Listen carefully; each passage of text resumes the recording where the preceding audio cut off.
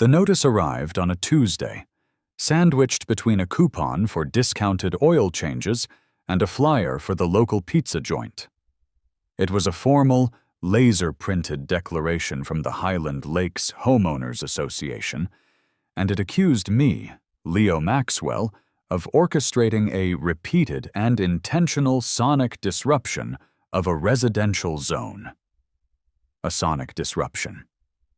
Me, the guy who spends 90% of his life wearing noise-canceling headphones to avoid hearing my own thoughts.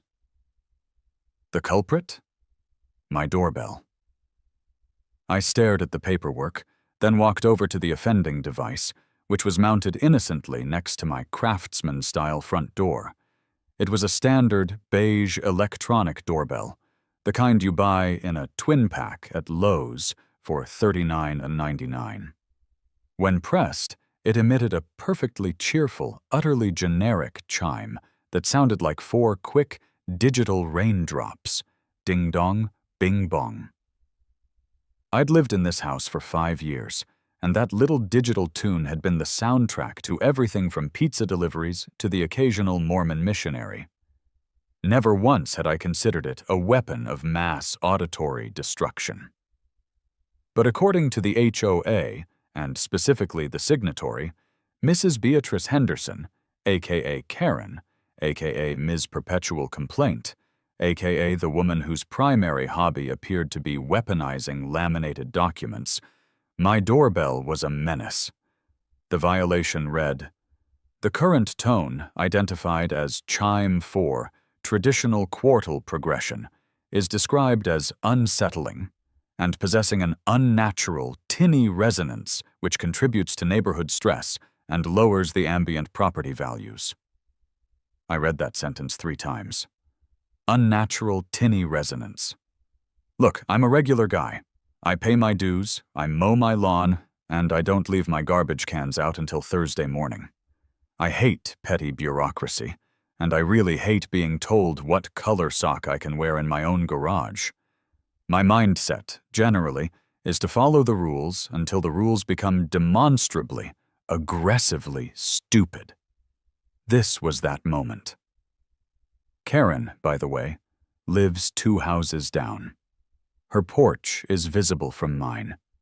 She has a perpetually immaculate yard and a garden gnome that stares directly at my mailbox. Her complaint wasn't just aggressive. It was absurdly specific. I was pretty sure the jingle only lasted about 1 to 1.8 seconds. I tried the compliant, reasonable solution first. I pulled the cover off the doorbell unit, flipped the tiny plastic switches, and changed the chime to Melody 1, Westminster Quarters. It was a classic, majestic sound, far more dignified than the quartal progression. I even rang it once, just to test. Bong, bong, bong, bong. Very British. Very stately. 2 days later, I got the second notice. Same courier, same heavy cardstock, same HOA logo. This one, however, was stamped, "Repeat offense. Escalation of nuisance." Karen's new complaint? The Westminster Quarters jingle reminds her of the grandfather clock in her childhood home, which she associates with highly stressful family dinners. That was the line. Logic had officially left the chat. The second notice wasn't just a threat. It carried a concrete monetary penalty, a $250 fine, recurring every week until the offending noise-making device was removed or replaced with an HOA-approved non-electronic low-decibel visual notification system. I was sitting at my kitchen counter, clutching the laminated absurdity, when I called the HOA office. The person on the other end, a weary-sounding woman named Carol, answered on the 5th ring. "Highland Lakes HOA, how can I direct your misery?" she sighed. "Hi, Carol. It's Leo Maxwell, 1228 Juniper Lane. I'm calling about violation 44A, the one concerning my sonic disruption." "Oh, Mr. Maxwell." The doorbell. Yes. Look, Leo, between you and me, I'm looking at the file right now. You're currently in a doorbell war with Mrs. Henderson. A war I did not start, Carol. I changed the chime. I went from tinny digital to dignified analog. And now she's complaining about stressful family dinners. Yeah, I know, Carol said, her voice dropping conspiratorially. She filed a 10-page affidavit. She even attached a timeline of the stressful dinners. Apparently, they climaxed with her uncle getting drunk and trying to fight a ceiling fan. It's a lot, Leo. So, to be clear, this entire escalation, this fine, this talk of an HOA-approved low-decibel system, that's all Karen? 100% Karen. She's threatened to call the zoning board and the mayor. She's calling it noise pollution terrorism. I rubbed my temples. This wasn't about the chime anymore. This was about power. This was about a woman who had weaponized a community association to control the small noises of my existence. I felt the slow burn of righteous, ridiculous vengeance igniting in my chest. Okay, Carol, thank you. I'm going to comply with the directive to remove the offending device. Tell Karen she wins the digital chime war. I hung up, feeling strangely calm. Non-electronic, low-decibel visual notification system. That was the language. That was the loophole. I grabbed my laptop and plunged into the abyss of online shopping, initially looking for something sensible, a big silent push button, maybe a visual light signal, something reasonable. But then the rage scrolling took over. I typed, loudest non-electronic bell. The first few results were church bells. Too tall, too traditional. Then, the algorithm, sensing my dark intent, served it up. A glorious, polished, 4-foot-wide brass paste gong, specifically labeled as a Feng Shui Harmony gong, complete with a hand-painted wooden stand. I stared at the image. It wasn't a doorbell. It wasn't a chime. It was a ceremonial musical instrument. It was acoustic. It was traditional. And when struck, it did not produce a tinny resonance. It produced a vibrating, tectonic wave that could probably register on the Richter scale. My internal monologue was practically a PowerPoint presentation of justification. Complaint: 1. Doorbell is electronic and annoying. Solution: replace it with something that is not electronic and is technically silent when not struck. Check and mate. HOA rule: must use a non-electronic, low-decibel visual notification system. The loophole: a gong isn't a system, it's an instrument. And since the sound is a single, pure, low-frequency bong, and not a chiming melody that evokes familial trauma, it's not the same thing. Plus, the brass is highly visual. I'd fulfilled the requirements in the most literal, absurd way possible. I immediately clicked Add to Cart. The price made me gasp. It was more than my mortgage payment. But then I saw the shipping cost. An additional $600 for white glove freight lift delivery. My impulsive purchase was now escalating into a full-blown financial commitment to spite Karen. I paused. Was I really going to spend $3,000 to install a weaponized doorbell? Yes. Yes, I was. Because the alternative was letting Karen win, and that was a fate worse than bankruptcy. I hit purchase. The plan solidified instantly. This couldn't just be a gong hung on a hook. It needed to be a statement. It needed a proper, custom-engineered, weather-resistant structure. A monument to petty revenge. This wasn't just a prank. It was an installation. 3 days later, the chaos began. The gong, I capitalized it in my mind now, because it had earned it. arrived in a crate the size of a smart car. The delivery was scheduled, but the driver, a burly guy named Gary, clearly hadn't been prepared for the sheer absurdity of the contents. "You ordered this?" Gary asked, sweating, as the hydraulic lift lowered the massive wooden box onto my driveway. "The Feng Shui Harmony Gong?" "Yes, just a little yard decor." I gave him my most innocuous suburban dad smile. Gary signed the paperwork with a shake of his head.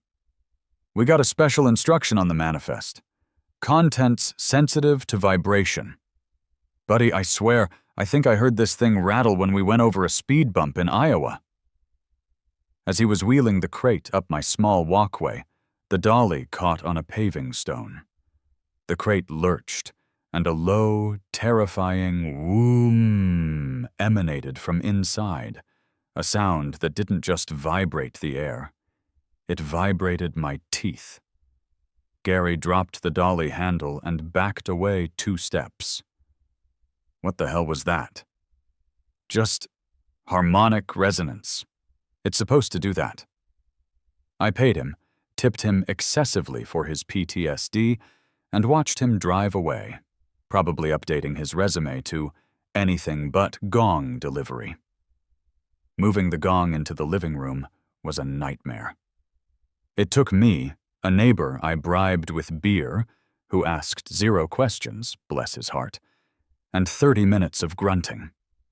Finally, the massive brass disc stood gleaming in my living room, taking up a terrifying amount of visual space. I had to drape a velvet cloth over it just to stop myself from staring at the shimmering surface, imagining the destruction it was about to wreak. The Gong itself was a thing of terrifying beauty.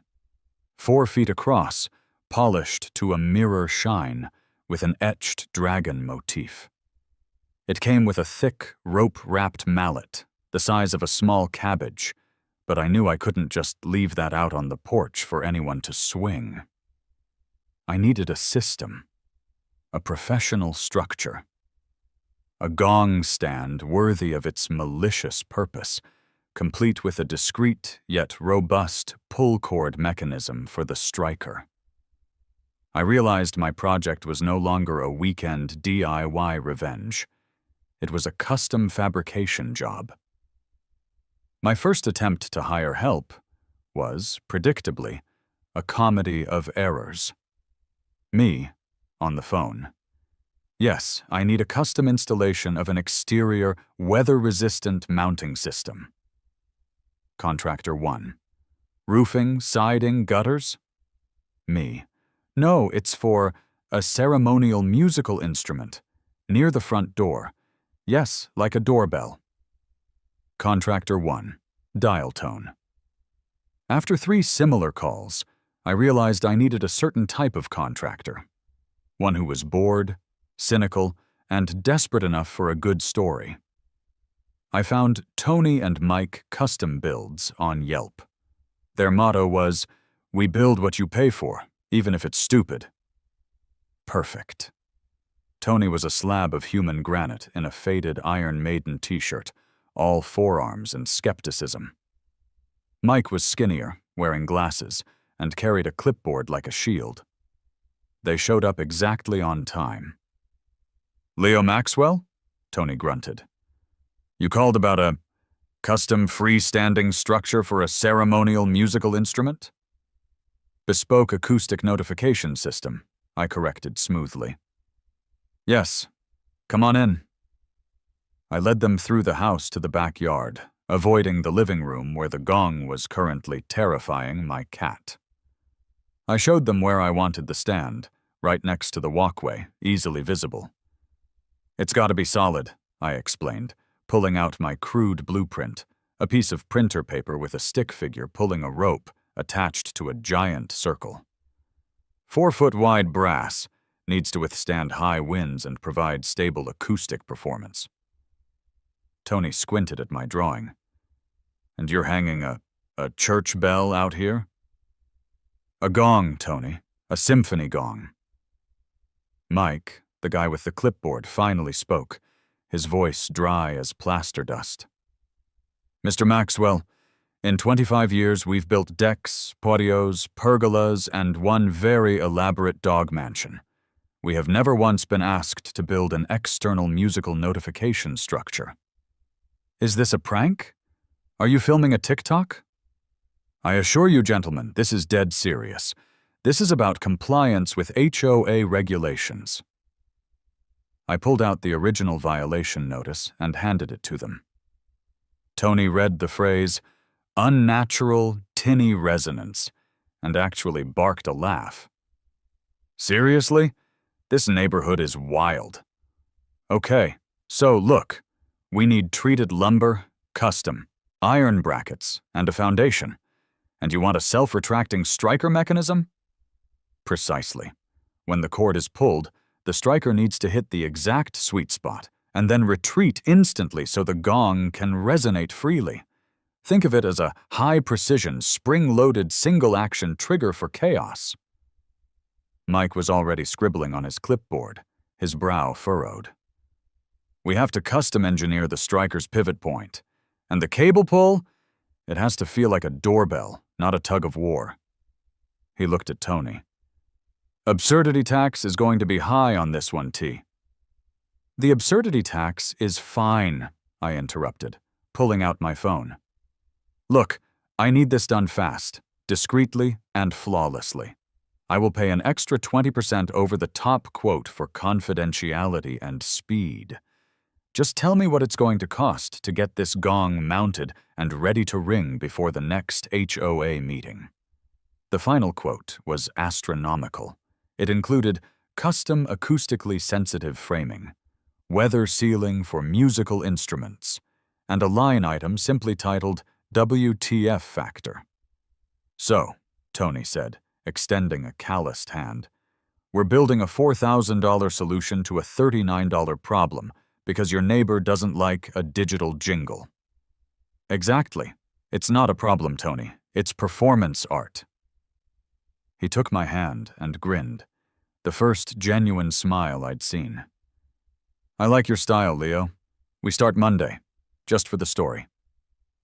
Monday morning, the suburban peace was shattered, not by a gong, but by the rhythmic, grinding sounds of construction. Tony and Mike arrived in a beat-up Ford F-350, unloading enough lumber and tools to build a small cabin. The immediate obstacle was the ground. I had planned for a deep foundation. "We gotta pour concrete for that weight, Leo," Tony said, wiping his brow. "That thing weighs like 200 pounds mounted. Can't just set it on patio stones." My internal panic spiked. "Concrete? The HOA needs a 45-day notice and 3 permits for concrete pours. Karen will spot that faster than a bald eagle spots a fish." Mike, the intellectual of the duo, tapped his pencil on the HOA notice. Rule 7.c, permanent structural additions must be accompanied by a concrete foundation. Keyword, permanent. We're going to build a heavy-duty, pressure-treated base supported by gravel and treated skids. We'll call it a mobile art installation that happens to be anchored to the ground by 500 pounds of river rock. Mobile art installation, I repeated, loving the legal gymnastics. Brilliant, Mike. The build was a spectacle. Tony was wrestling with massive lumber beams, and Mike was focused entirely on the striker mechanism. It became a kind of obsessive engineering project for them. See this, Leo? Mike pointed to a complicated assembly of springs and hinges. This is the heart of the beast. It's a tension-loaded pendulum. When you pull the rope, the striker snaps forward, hits the gong perfectly centered, and then, whoosh, the spring yanks it back instantly. That gives you maximum resonance time and prevents dampening. You've put more engineering into this than the entire space program in the 60s, I muttered. It's a doorbell, Tony chimed in from behind a beam, completely deadpan. Gotta be reliable. During the process, there was, inevitably, a mishap. Tony, distracted by a passing bird, or maybe just the sheer ridiculousness of the job, dropped a heavy-duty drill. It didn't hit the ground. It bounced off the vinyl siding of my house, leaving a small, crescent-shaped dent. "Ah, crap," Tony muttered. I stared at the dent, feeling a spike of anxiety. Karen is going to document that siding dent and send it to the UN Human Rights Council. "Relax, Leo. We'll fill and repaint it. It'll be invisible." "You don't understand. Her sight is calibrated to detect microaggressions and property imperfections at 200 yards. That dent is a beacon of defiance to her."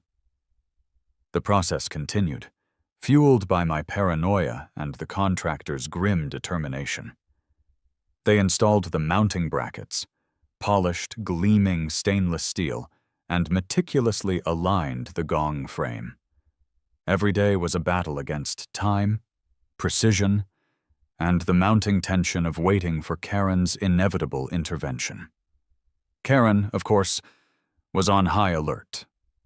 I saw her shadow every morning, a flash of reflective vest and a telephoto lens poking out from behind her prized azalea bush. She didn't approach Tony or Mike, who looked like they'd eat her HOA packet for breakfast. Instead, she dispatched her poor, beaten-down husband, Gary Sr., no relation to the UP driver. Gary Sr. was a man whose soul had clearly checked out sometime around 1998. He shuffled up my driveway one afternoon while Tony was busy adjusting the striker. "Hey, Leo," Gary mumbled, avoiding eye contact with the half-finished, oddly ceremonial wooden structure. "Gary, how's the weather 2 houses down?" I asked, leaning against a post. Fine, B, my wife. She was just wondering what exactly you fellas are building here." "Oh, this?" I patted the wooden beam. "This is a mobile, outdoor, zero-emission, sound-based pedestrian signaling device. We're working on the acoustic integrity right now." Gary Sr. swallowed hard. "Right. A thing. B also wanted me to ask if that ding in your siding is up to code." I pointed to the crescent-shaped dent. "That is a professionally inflicted structural imperfection designed to reduce the surface tension and enhance the visual nonconformity of the installation, Gary. It's part of the art." Gary Sr. nodded slowly, his eyes already dead. "Right. Art. Got it. Well, I gotta go. The peonies need monitoring." He scuttled back across the lawn, reporting my nonsense back to his handler. That evening, just as the sun was setting and the Gong was being carefully unpacked from my living room, the inevitable happened. A black and white sedan from the local PD, lights off, rolled slowly down Juniper Lane. "Uh-oh," Mike muttered, tightening the last bolt on the striker. Tony didn't stop working, but he paused long enough to give me a dry look. "I told you this was going to happen. Felony chime replacement. Let's see if they're going to arrest a ceremonial musical instrument." The patrol car stopped right across the street. A uniformed officer got out, tall, stern, definitely not amused. "Everything all right here, gentlemen?" the officer asked, walking over. Leo, trying to sound like a normal, boring homeowner, stepped forward. "Perfectly fine, officer. Just finishing up a little project, installing a structural accent piece." The officer looked at the gleaming, 4-foot-wide brass circle that was now leaning against the wooden stand. It was spectacular. It demanded attention. "Looks like you're installing a very large decorative pot lid." "It's a gong, officer. A feng shui harmony gong. The neighborhood association requested I remove my electronic chime and replace it with a non-electronic visual system. I'm simply complying with the rules." The officer stared at the gong, then at my house, then back at the gong. He shook his head slightly, as if trying to clear water from his ears. "All right, look, we got a call about suspicious construction and a large metallic object being installed. Is this permanent?" "Mobile art installation, sir. It rests on skids, no concrete. Perfectly compliant." The officer sighed.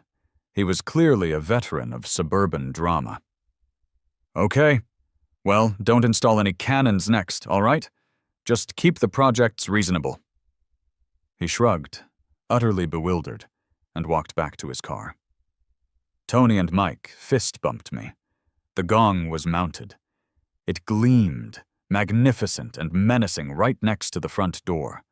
The pull cord, thick and braided, hung down invitingly. The sheer visual absurdity was breathtaking.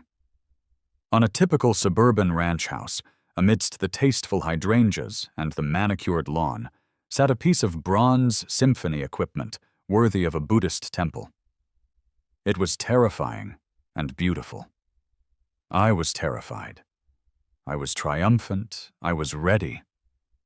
The moment had arrived. The gong was installed, and the HOA had approved the mobile art installation status with a footnote expressing extreme skepticism. The only thing left to do was ring it. But I couldn't just ring it for no reason. This had to be a legitimate use, a legal function of the doorbell replacement. I needed a delivery. I waited 2 agonizing days. I thought about having Tony or Mike ring it, but that wouldn't be authentic. It needed a stranger, a civilian, a hapless delivery person whose life was about to be changed forever by a single accidental act of percussive violence. I went online and ordered the most inconspicuous thing possible: a single black merino wool sock from a high-end clothing site. Priority shipping, of course. The delivery driver arrived at 11:30 a.m. on a Thursday. His name, according to his badge, was Kevin. He was young, probably college-aged, and had the 1,000-yard stare of someone who delivers 800 packages a day. He carried the tiny 6x6-inch cardboard box like it was a minor chore. Kevin walked up my path. He paused at the door, looked for the doorbell button, and found nothing but the empty hole where the electronic menace used to be. Then his eyes drifted to the left. He saw the gong. He froze. Kevin slowly walked toward the 4-foot disc, which was shimmering in the morning sun. He reached out a hesitant hand, then retracted it. He spotted the thick, braided pull cord hanging neatly next to a small, hand-lettered sign I'd made. Acoustic notification. Pull to ring. He looked over his shoulder at his van, as if hoping to find a manager to consult. He looked at the gong again. He sighed the deep, profound sigh of a man whose job has just gotten infinitely weirder. Kevin spoke into the air, clearly talking to himself. They said this neighborhood was strange, but a ceremonial bell? For a sock? I watched from the safety of my darkened living room window, gripping the velvet curtain. This was it, the moment of truth. Kevin squared his shoulders. He reached out, grabbed the rope, and gave it a decisive, businesslike tug. He treated it exactly like an old-fashioned pull-chain doorbell. The striker snapped forward. It hit the dead center of the brass disc. And then, the sound. It was not a chime. It was not a bong. It was the sound of the universe hiccuping. It was a through that felt less like a sound and more like a physical event. The low, guttural frequency rolled off the brass, hit my house, and vibrated the glass in the window I was standing behind. It wasn't painfully loud, but it was all-encompassing. It was a noise that demanded reverence and immediate, panicked attention. The sound wave seemed to ripple through the neighborhood's carefully controlled quiet. I saw a flock of pigeons take off from 2 blocks away. Kevin, the delivery driver, dropped the small box containing the single merino wool sock. He actually yelped, a small, high-pitched sound of shock, and stumbled backward, clutching his ears. The sound continued to decay, a long, shimmering, resonant hum that lasted a full 10 seconds before fading into an unnerving silence. Kevin stared at the gong, which was vibrating visibly. Then he looked at the rope he'd just pulled, as if it had betrayed him. He looked at the little sock box on the ground. He snatched it up, sprinted back to his van, and sped away, forgetting to close his side door. The man was psychologically scarred by an act of acoustic notification. My heart was pounding. I felt the adrenaline rush of a bank robber. I had done it. I had replaced Karen's annoying doorbell with a noise so massive and profound, it instantly reset the entire spiritual equilibrium of the street. The silence was the loudest part. But it didn't last. 60 seconds after the gonging, the high-pitched, angry bark of Karen's little terrier started up. And then, Karen herself. I saw her emerge from her front door. She wasn't walking. She was marching. Her face was a study in pure, unadulterated fury. She was wearing a visor and carrying a small, digital voice recorder. I stepped out onto my porch, trying to look like a man who had just innocently received a pair of socks. I stood next to the massive, gleaming gong. "Mrs. Henderson," I said, with a sickly, sweet smile. "Did you enjoy the acoustic notification? That was the delivery of my parcel." Karen stopped 10 feet away, breathing heavily, like she'd run a marathon of complaint. "Leo Maxwell," she hissed, her voice tight with controlled rage. "You think you are clever. You think you have found a loophole." "A loophole, Karen?" I complied with the letter of the law. I removed the electronic chime. I replaced it with an acoustically pure, visual notification instrument. Are you claiming the gong is electronic? I am claiming this primitive instrument of sonic terrorism is a violation of every single bylaw regarding noise, visual aesthetics, and neighborhood harmony. You have shattered the peace. Shattered the peace for 3 seconds, Karen. Your grandson Timmy rides his dirt bike up and down this street for 6 hours every Saturday. That is a sustained nuisance. This is a single, concise note, and it's only rung when I have a visitor. Is there a specific HOA bylaw that prohibits single-note musical instruments on the exterior of one's home? She stabbed a finger at the gong. "It is not an instrument. It is a weapon. I have the decibel reading right here." She waved the voice recorder. "Decibels are meaningless, Karen. Look at the code. Section 3A covers sustained, repetitive sound, lawnmowers, loud music. Section 3B covers repetitive chimes that cause undue stress. The gong is neither. It is a single, transient event. It is over before the bylaw applies." I was channeling my inner property lawyer, and it felt magnificent. "You're going to be sued, Leo. You are going to face the full legal weight of this association. I will have a restraining order filed against that monstrous piece of brass." "I look forward to our day in court, Karen," I said, genuinely enjoying myself, "where I will introduce into evidence your 10-page document detailing the trauma of the unsettling chime. Until then, you have no recourse." I complied. "The gong stays." She glared, turning red, before finally spinning on her heel and marching back, the little terrier yapping furiously in her wake. I had won the dialogue, but I knew the fight was far from over. Not 10 minutes later, the police were back. This time, there were 2 cars, and they were parked officially, lights flashing, not just a casual drive-by. Karen had executed her threat. 2 officers approached the porch. Officer Miller, the same seasoned veteran who had shrugged me off before, looked even wearier. Beside him was Officer Jones, the rookie, looking terrified. "Mr. Maxwell," Officer Miller said, his voice flat, "we've received a very, very specific complaint about a seismic event caused by a musical instrument. Officer, I'd like to state for the record, this is a non-electronic, low-decibel visual notification device. My neighbor is simply having a difficult time adjusting to the new acoustic profile of the neighborhood." Officer Miller sighed, his eyes fixed on the gong.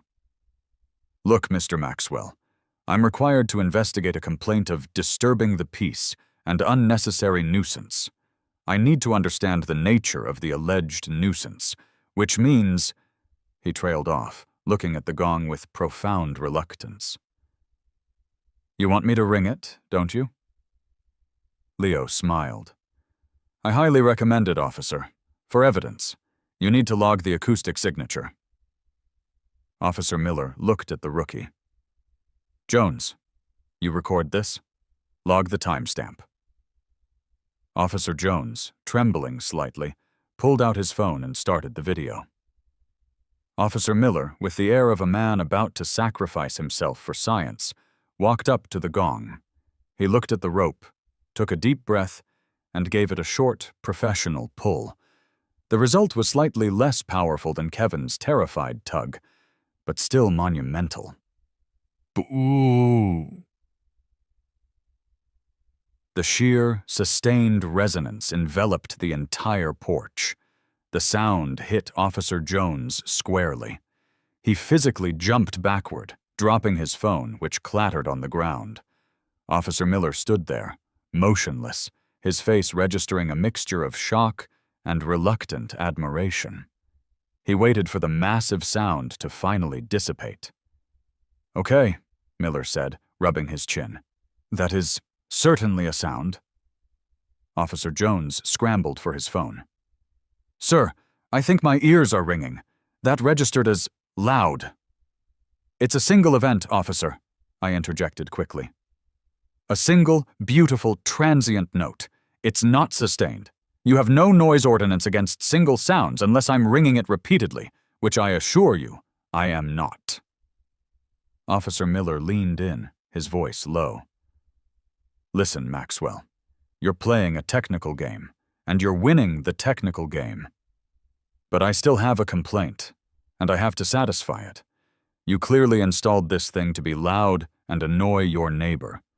That falls squarely under creating an unnecessary nuisance." He pulled out his citation pad. "I'm giving you a ticket for $50. No jail time, no removal order, just a simple nuisance citation. You can fight it in court, but I have to issue something."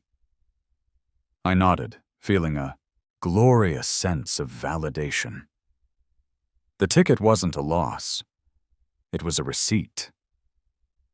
A small price to pay for the right to own the most aggressive doorbell in the state of California.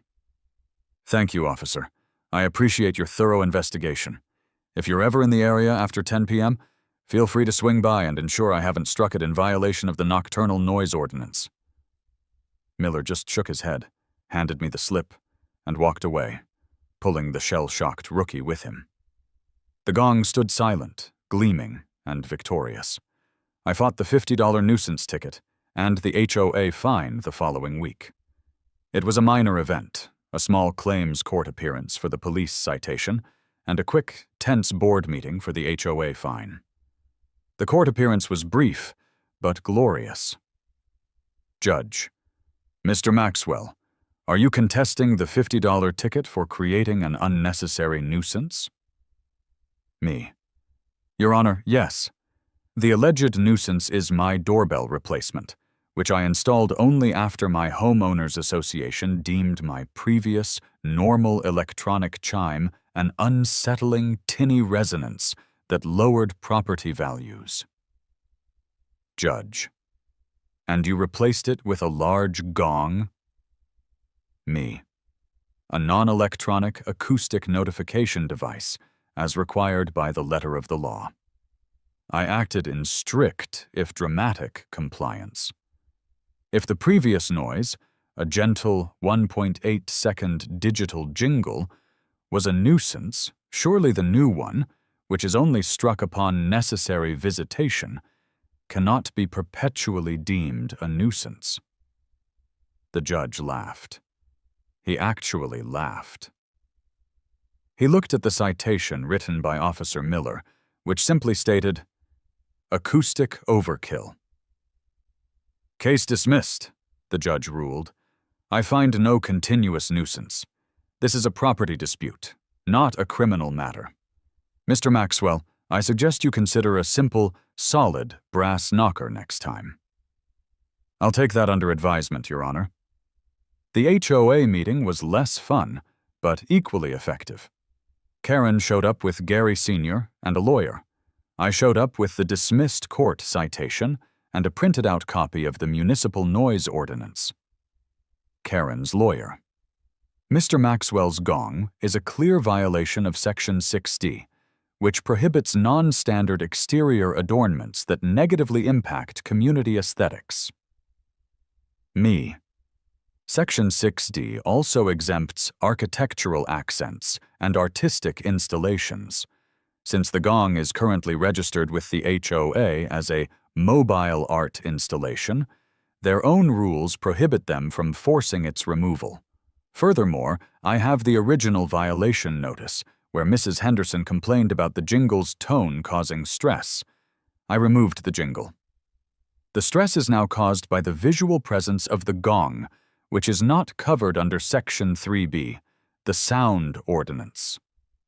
The HOA board, tired, miserable, and intimidated by the absurdity of the entire situation, voted 3-2 to dismiss the fine. The gong had won the legal battle. Tony and Mike returned the next day to install a small, weatherproof plaque I'd commissioned. It simply read, "The doorbell." Tony looked at the shining gong, the victorious plaque, and the perfectly repainted area where he'd dented the siding. "So, you won," Tony stated, counting the bonus I was handing him. "Technically and acoustically," I confirmed. "The gong stays." "Best 3 days of my contracting career," Mike admitted, shaking my hand. "We're telling this story at every job for the next 20 years. We built a doorbell that makes cops jump. That's a legacy." They drove off, waving. The absurdity tax was worth every cent. The most surprising development was the neighborhood's reaction. The initial shock wore off, replaced by a grudging, then enthusiastic acceptance. The gong wasn't just a doorbell. It was a symbol. It was the physical manifestation of fighting back against petty tyranny. I started getting thumbs up from neighbors I'd barely spoken to. People who didn't live on the street would drive by slowly, pointing. The gong became an unofficial landmark. Anecdote 1. Kids. A group of 10-year-olds on bikes would stop every day. One time, a little girl bravely walked up, gave the rope a small tap, not enough to activate the striker, just a tink, and whispered, "Hello, Mr. Gong." It was glorious. Anecdote 2. Delivery drivers. After Kevin, subsequent delivery drivers were cautious, but they were also excited. They'd filmed themselves ringing it. One pizza delivery guy, after giving it a full, enthusiastic pull, handed me the pizza and said, "I wait all week to deliver to this street, man. That bong clears my head." The most touching sign of community acceptance came during the summer block party. My next-door neighbor, Mrs. Rodriguez, walked over, grabbed the rope, and gave it a solid, sustained throom.